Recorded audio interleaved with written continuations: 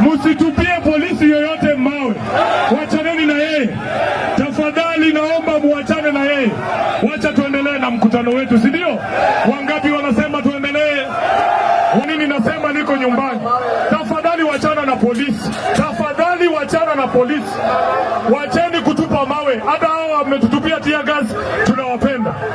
Nataka niwaelezee kwa nini nasema hapa ni nyumbani. Hapa nyuma yangu ni shule ya Kakamega Township Primary School. Hapo ndio mahali mimi nimesomea. Hapo ndio nimefanya KCPE. Hapo mbele kwa upande wangu wa kushoto ndio nyumba ambayo nilikuwa naishi mimi. Pale mbele kulikuwa na baa moja ilikuwa inaitwa Popin Bar. Mnakumbuka Popin? Mnakumbuka Popin? Saa ingine mzee ameingia hapo kunywa moja, mgeni anakuja nyumbani, maana yake kutuma uite mzee, lazima uingie polepole, unaweza kuta amekaribia waiter. Mnakumbuka Popin? Pale nyuma kabisa kulikuwa na mahali ya kuona sinema za Kihindi. Hapa kwa hii kiwanja ndio tulikuwa tunaletewa sinema ya bure. Walikuwa wanatuonyesha James Bond kwa hii kiwanja. The Spy Who Loved Me niliona kwa hii kiwanja. Niliona Rocky kwa hii kiwanja. Kwa hivyo niko nyumbani, siko nyumbani. Hapa ni wapi? Hapa ni wapi? Na nyinyi ni kina nani? Nyinyi ni nani? Nataka mseme wasikie nyinyi ni kina nani. Walisema hatuingii hapa. Wametutisha mpaka wanatufuata, wanatuandama kama wanyama.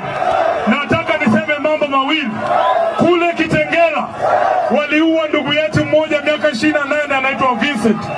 Nataka DJ kwa heshima ya huyo kijana anaitwa Vincent, tutachapa stanza moja ya wimbo wa taifa. Naomba nipatiwe bendera yangu. Naomba nipatiwe bendera yangu.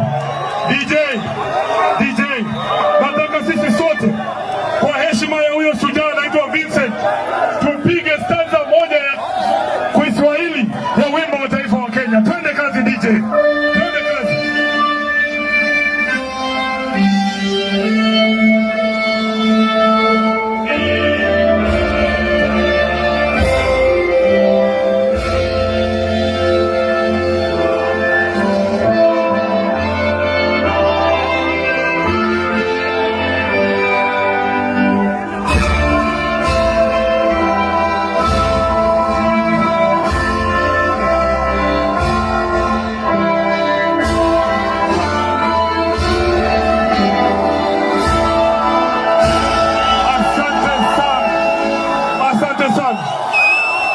Mimi nitasema kitu moja peke yake.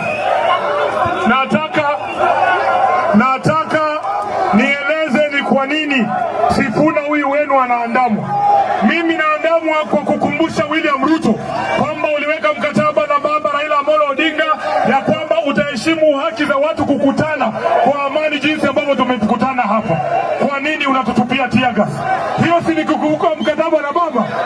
Tuliambia na William Ruto na baba walikubaliana ya kwamba weka hiyo maji chini bwana. Sisi ni wanaume. Sisi ni wanaume, wapige wengine kama watapiga.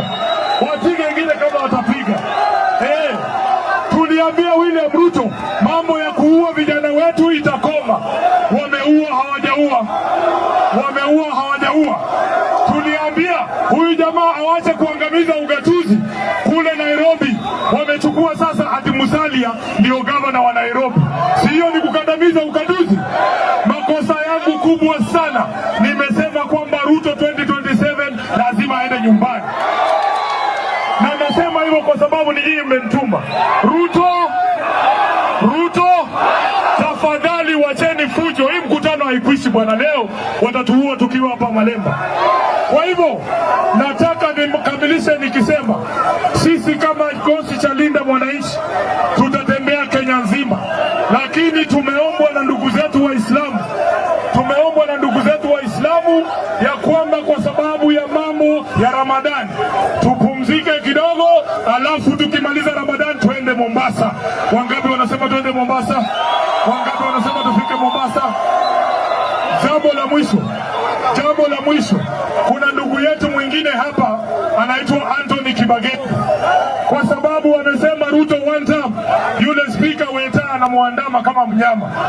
Wewe fikiria, Weta anasema ati hata ukizungumza kwa TV ati yeye anaweza kukuita kufukuze ndani ya bunge. Ati ukizungumza kwa disco matanga ati Weta anakufukuza kwa bunge. Nguvu za Weta zinaanza na kuisha ndani ya bunge.